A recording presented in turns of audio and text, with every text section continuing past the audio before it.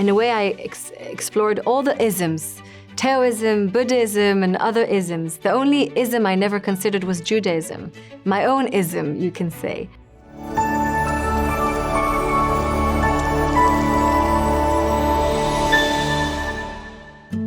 I'm very honored to be sitting with Michal Oshman. If you want to introduce yourself, tell us a little bit about where you're from, what you do, and what interesting things you're going to be sharing with us today. That's how much time do you have? Kidding. I live in London, in Great Britain, with my husband and 4 children, but I'm originally from Tel Aviv, from Israel. We moved to London about 20 years ago. And like many people and women, I wear different hats. So one hat that I wear is of a wife, of a mother. Another hat that I wear is of an author. Another hat that I wear is being, I guess, a leader in the world of tech, of entertainment. Worked for Facebook, now Meta for many years, for TikTok for a while as the global head of company culture. And I'm here today to share, I guess, some of my personal life experience, maybe also professional experience. Hopefully, some of the things that I learned on my journey could be helpful for other people on their journeys. Can we start by talking a little bit about your childhood in terms of being Jewish, how you grew up, and what your identity meant to you from a young age? Yeah, so I grew up in the mid-70s in Tel Aviv. I guess you would say, I don't like labeling, but in a secular Jewish home. I was raised by my parents and also my grandparents. All of my grandparents were Holocaust survivors, but specifically I was very much influenced by my grandmother, Hannah, who lived with us, and she jumped off the train on the way to Auschwitz. She lost her mother, father, brother, and sister, and she was very much impacted by the trauma of the Holocaust, but persevered and continued and built a new life. And from a very young age, I was exposed to the trauma of the Holocaust. My first childhood memory was hiding tuna cans with my grandmother and hearing her scream at night of the fear that the Nazi will come to get me. I was the first granddaughter. She used to feed me very, almost borderline forcefully, chicken soup because she wanted me to grow, to be fuller and stronger. So when the next horrible thing happens, I can survive. Sorry to go so deep so fast. So that's the real story.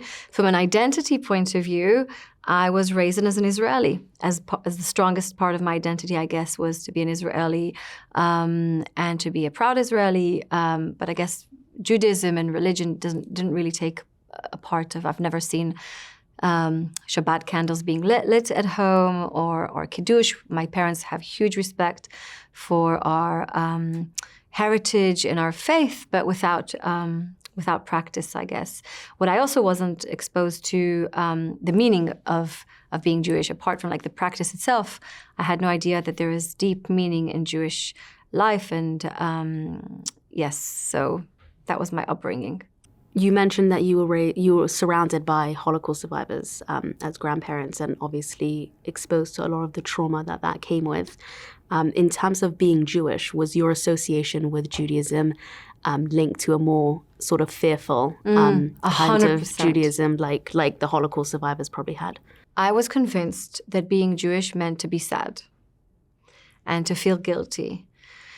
And I remember when I started to feel a bit happy, I always felt I have to stop that because we shouldn't, it's not okay. So yes, a lot of being raised with this heaviness of a feeling of being Jewish means that there's something painful associated with it.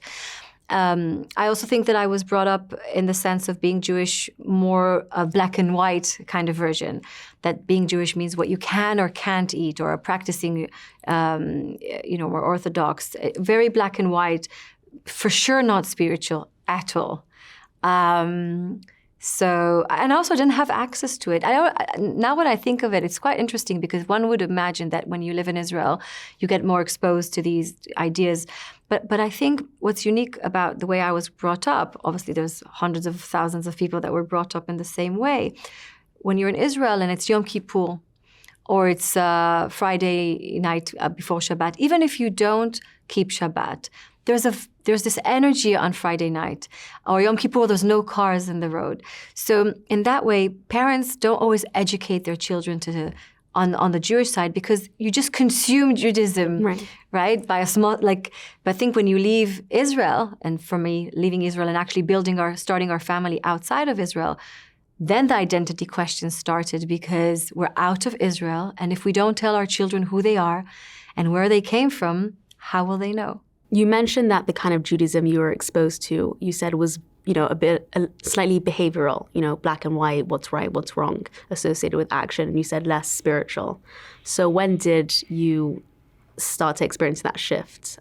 Was it a sensitivity? Was it a specific incident that kind of opened your mind? Do you want to talk about that? Yes. So I share this in more detail in my book, What Would You Do If You Weren't Afraid? And I speak in the book about dealing with anxiety and fear most of my life. And trying to treat this anxiety and fear in the only ways that I was familiar with, psychotherapy, a bit of medication. And when I was on this journey of trying to help myself deal with anxiety and fear, in a way I explored all the isms, Taoism, Buddhism, and other isms. The only ism I never considered was Judaism, my own ism, you can say. But 10 years ago, in the age of 38, when I realized that psychotherapy has been helpful but is becoming limiting and limited because I'm not going beyond a certain point of development and growth, I discovered Judaism. But not the Judaism as I explained it before, which is like the more what you can and can't do or what you can see from the outside. I experienced Jewish wisdom, Chassidut. I started learning the Tanya book. And I realized that there's also Jewish psychology. As someone that studied psychology herself, I was mainly educated on Sigmund Freud or other psychologists from Eastern Europe. I had no idea that you can treat a person by their soul. And by the way, I had no idea I had a soul myself. So I am 48 years old now, but I'm also 10 years old because I discovered only 10 years ago that I have a godly soul inside of me. And regardless of what happened in my life, the experiences that I've had, the sights that I had seen, the thoughts that I had, scary thoughts, that didn't make me any less good or any less potential. I discovered that I have a soul that I can reconnect to and understand better. And that soul has never been damaged. Nothing happened to her, to it. And that's where I really discovered that there is a Jewish psychology, which that's the way I see the Tanya book, the book of Tanya. And also I started becoming very curious about what is spiritual Judaism and how it can help me now, today, in my life today, as a leader in tech, as a mother of 4 children, as a wife, as someone that's very familiar with anxiety. How can this ancient wisdom help me in today's everyday opportunities, but also struggles? So that's where I discovered that there is a spiritual Jewish wisdom. So can you, obviously it's a loaded question, but a lot of people do see Judaism, at least superficially, as it's a set of laws, it's a behavior, we practice this and we don't practice this, and this is where we attend, and this is our mode of service, et cetera, et cetera. But obviously there's a whole underworld, which is probably it's the life force of Judaism, which is its spiritual element and dimension. So can you, briefly share about, at least in your experience, what did you how would you describe spiritual Judaism? What is Judaism really all about, aside for its laws and its behaviors, but in the spiritual sense? I can share from my own experience, right? Because I'm sure that if you ask different people and educators and people that have been doing this their whole lives, right? And maybe we need better PR.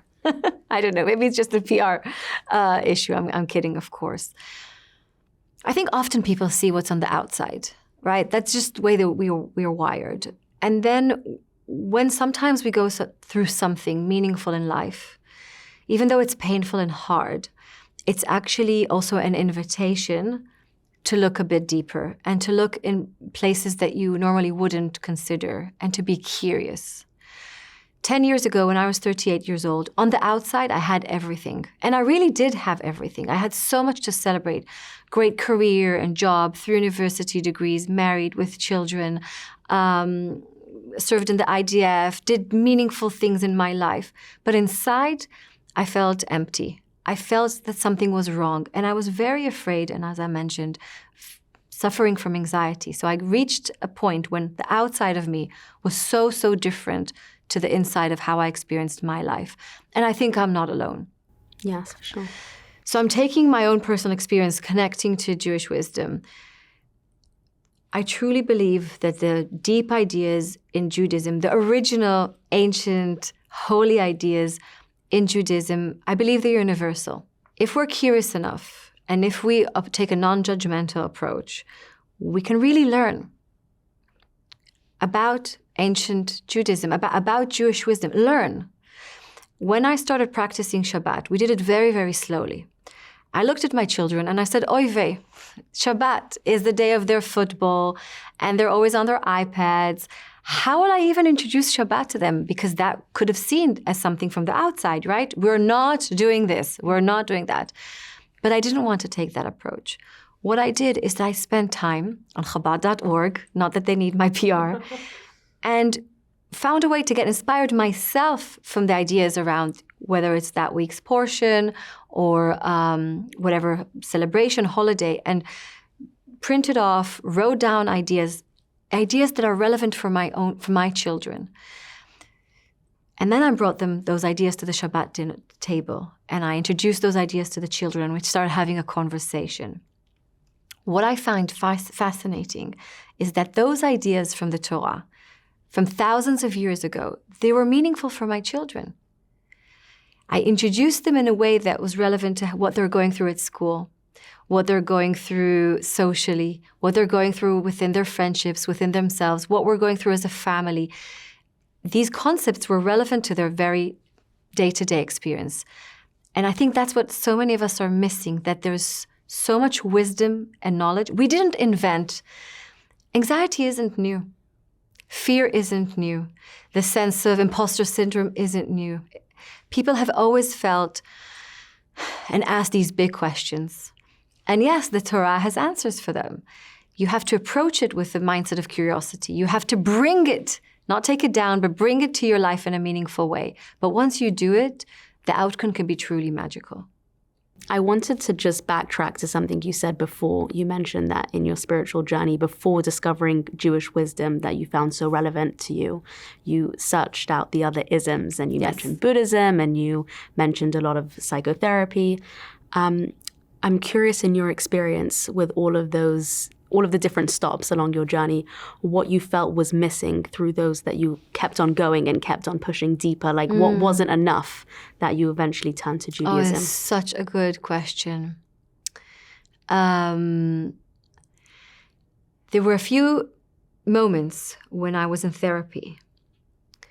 When I was in therapy, what we did often, and I know there's different kinds of psychotherapies, and some of them are more holistic than others, but all the therapies that I went through, all the people that treated me, treated in a very kind of, one can say cold, psychoanalytical way, and with a huge focus on looking backwards. So I spent a lot of money and a lot of hours blaming my parents, revisiting childhood experiences, hearing the term unfinished business. Michal, you have unfinished business. Michal, you have to confront your parents. I confronted my parents. And sometimes I spoke in the way that I'm not that proud of maybe today. But it didn't bring me healing. Like this focusing backwards with a blaming perspective, it really didn't help that much. And I remember a few times raising with one of the last therapist that I went to, I said, well, maybe there's something else that's not in my memory box, and it's not about childhood. Because obviously Sigmund Freud refers everything to what, childhood experiences. Maybe it's something else completely. It actually has to do with the level of who I am. Maybe I'm anxious not just because of things I experienced, but it's part of my essence. And I remember my therapist saying, you're avoiding the real issues. And I was trying to go into something more spiritual, but the feedback that I received is like not dealing with the real issues. So that kind of frustrated me. And then I remember really asking myself these questions of, maybe we don't have to always, look backwards. Maybe there's something about the present. And then I became really curious about actually suffering. and the meaning in suffering or not. And at the same time, when I started discovering Jewish wisdom and Tanya and Chassidut and Chabad, I read for the first time Viktor Frankl's book, Man's Search for Meaning. And these things started to connect between them, realizing that if we look from the lens of Judaism and Chassidut, if we choose to replace fear with purpose, because we will be afraid. And I think the Torah mentions a good number of times the word fear. And our greatest leaders felt fear, like Melech Shlomo, King Solomon. So first of all, we should normalize feelings like fear and anxiety. It's normal. But the question is, what do we do with those feelings? What do we do with those experiences? I was trying for many years just to cut them away from me, disconnect with anything that reminded me why I was afraid. But that wasn't very helpful. What I find fascinating in Jewish approach, you could say, acknowledge the fact that sometimes we'll feel raw, afraid, unsure, in conflict, but also to know that we have what it takes within ourselves to overcome it. It may take time, and it's not going to be easy. And by the way, this journey was never meant to be easy, but there is meaning in this journey. And that's an approach I really love. The other thing I learned, that we're supposed to live with simcha, with joy, which was a real discovery for me. I had no idea that even in the toughest, it's okay. I'm not a bad person. I could never be a really bad person. I have two energies within myself, and that's why often I feel this tension inside, but that's the way I'm wired. I realized that we were wired to overcome these challenges, and that's a much more positive way to live life. If you're always feeling like you're not good enough, you're not perfect, by the way, you were never meant to be perfect, you're always feeling the sense of despair. So I fell in love with this new way of living, which is acknowledging the fear, the anxiety, learning to acknowledge and accept the fact that I do have a lot of koach, a lot of strength inside of me, but I have to start finding it. The way I find it is doing the things that I find meaningful and adding value, hopefully, for the world. And that's how I'm helping myself with my own fear and anxieties. So for somebody who is experiencing this tension and is looking for something that is meaningful, where do they start? There's just so much to turn to, and there's obviously some better places to look than others. Yes. But is there any general direction or advice you can give to people who just want to begin that search, or at least know that they're looking in the right direction or the right places? 100%. First of all, purpose and meaning, they're dynamic. They change as life changes, as we go through different experiences in life. As a mother, I can say that when I gave birth to each of my 4 children, in the early months, they were the only thing I focused on, right? That was the most meaningful job ever, to feed them, to look after them. And that was my huge focus. And then when they grew up and I could have other people helping, I pivoted to other and more things that I found meaningful.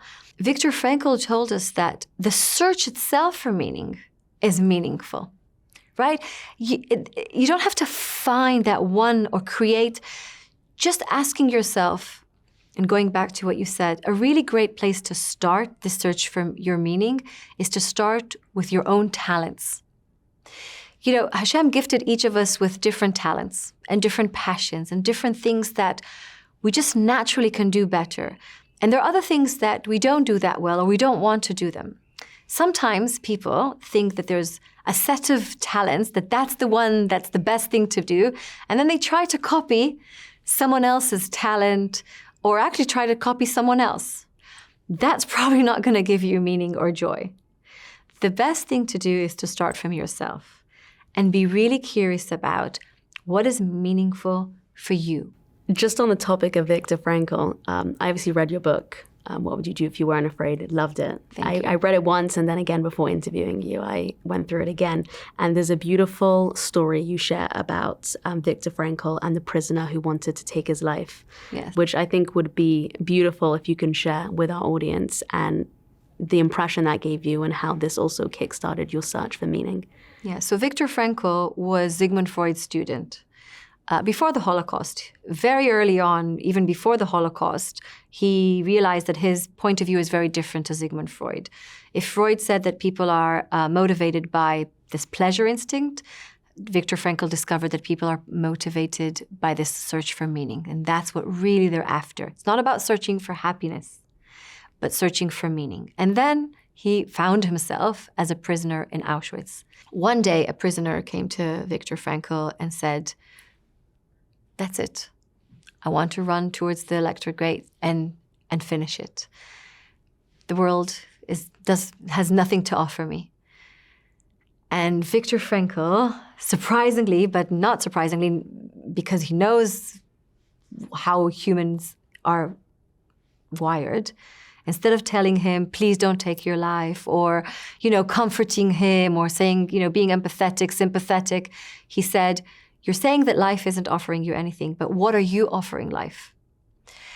And it's such, and I'm sure he said it with much empathy and care.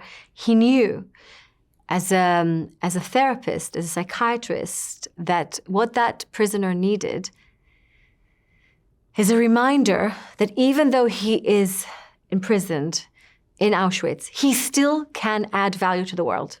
So from unbelievable, painful, horrific, difficult times, we all still have a role to play, and finding it is truly important.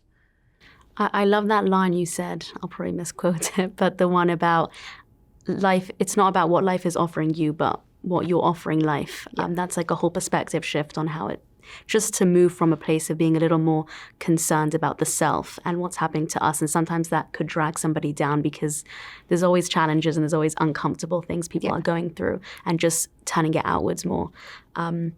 How would you say that thinking about others and altruism and compassion and kindness and giving to others helps live a more joyous and meaningful life as you do?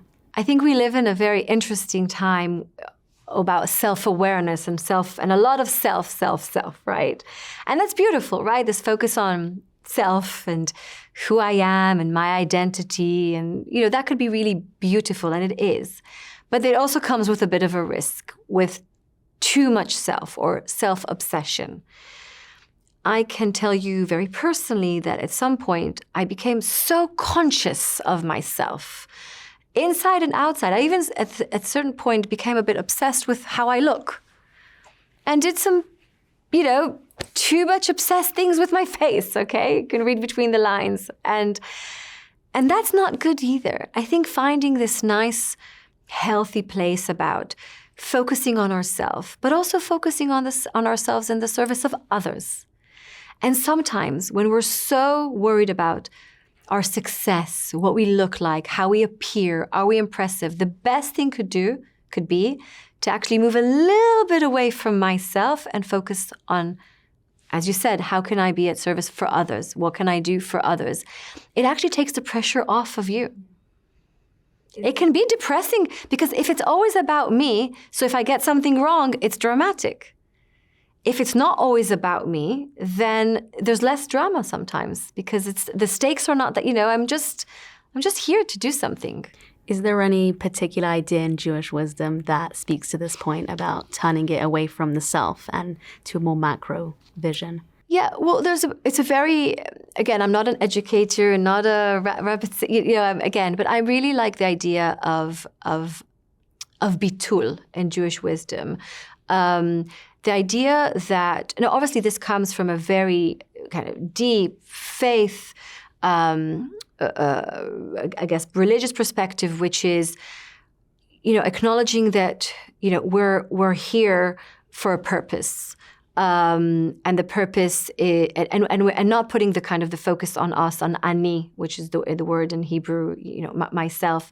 I love the fact that Hebrew is such a beautiful language, and the same word that expresses ani, myself, if you change the order of the letters, it says ein, which is nothing. So this you can say this tension between the same three letters, aleph, yud, nun. On the one hand, it means ani, right, which is like everything, right? We said self, me. But if you change the order of the word of the letters, it means ein, which is nothing, right? So this raises the question: am I everything, or am I nothing? And we're both. And I think living life knowing that sometimes you're everything, and you should feel everything. when you're about to present an idea, when you're about to write a book, when you're about, like, you come with this approach of like, I'm here because I have a huge role to fill and the world was created for me, right? This is a very strong Jewish perspective. But also sometimes we're nothing, not nothing in the sense of worth nothing, but we're condensing ourselves a bit. We're contracting ourselves. We're making space for something that's bigger and wider than us. We're playing a supportive role, a backstage role. And I think that's so good for mental health. I'm sorry, I don't remember what you asked, but I am very passionate about this, being able to flex ourselves from sometimes being on stage, camera on us, spotlight, and sometimes just being there to support, to care for. And both have the same level of influence and impact. I love that. I really do. It answers the question exactly. It's just how to move from a me-centered world to an us-centered world into a world where not just don't become obsessed, which can provide its challenges. I want to talk about being a perfectionist and perfectionism. I'm sure it's your favorite subject because you mentioned that in relation to how Judaism invites people to be a human being and to make mistakes and to learn from them. It's obviously a big source of anxiety, the need to be successful and perfect and get it right. And especially young adults who are in that transition phase of having to, have an identity and know what they're doing in their career path and their university plan. So it leads to a lot of mental health issues, I think, trying to be perfect and get it right all the time and have the answers. So how did you navigate that journey? And it's a continuous journey to not strive for perfection all the time and to forgive ourselves. And where did you draw on inspiration for that? So I was brought up in an environment that you have to be perfect. And even though my parents say, we never said that, but it was in the air, right? So as parents, let's be honest, sometimes we don't say it, but our children feel that there's an expectation. And also when we expect ourselves to be perfect, then the children see that. So yes, that there's a bit of this huge issue in the connection between perfectionism and anxiety. They're so interlinked together. I have different perspectives on this. One, as a parent, is really to normalize when you get things wrong and to be able to communicate and ask for forgiveness. And listen, Judaism, we made up the forgiveness. It's our startup. Yosef, right? That's the first time when we heard about forgiveness. This idea of forgiveness really came from Jewish wisdom. And the only place for forgiveness can be in a place, in a wisdom, in a faith that acknowledges that there is this tshuva, there's return, there's repair. So this issue with perfectionism, I think one of the things we can do is just be honest about how challenging it is. And then I think that parents have a huge role in this, as well as educators, to just take the pressure off. To take the pressure off from ourselves, from our children. Easier said than done, because I know it's so competitive, but really we have to help ourselves with this. I also think that Judaism has a bit of bad PR on this subject, because often it's seen as a way of living that you have to get it always right. Right, exactly. And I want to be honest about that. As someone that's been learning recently about Judaism, I was a bit anxious myself in the beginning. What if I don't keep Shabbat 100%? What if I don't this 100%? And then you're like, it's like a zero, and you don't want to do it because it's too scary. On my own journey, I'm allowing myself to go through Judaism with less judgment. I think less judgment on myself, less judgment, just going on my own journey. One of the beautiful saying in Chassidut is that there's nothing more complete than a broken heart. And it's a very deep idea, and it also connects to perfectionism. I fell in love with this idea after I had to heal from my own heartbreaking, which I share in more detail in the book. But I realized that based on Judaism, we cannot be complete unless we go through an experience of feeling broken, of feeling raw, right? Because if you think about it metaphorically, if the heart is completely intact, it doesn't really grow, it doesn't evolve. But if you go through heartbreak, or someone's really hurts you, God forbid, not in a serious way, but like you're disappointed from someone or feel betrayed, then your heart breaks, and it's a painful experience, of course. But what happened is that between the broken shards of the heart, that's where you grow. Your empathy, your love, your deep understanding for others. And then you're not perfect on paper, right? But you're so much more complete. So one of the things I tell my children, ditch perfect. That's so 1980, like this done. Let's talk about being complete through going through life experiences.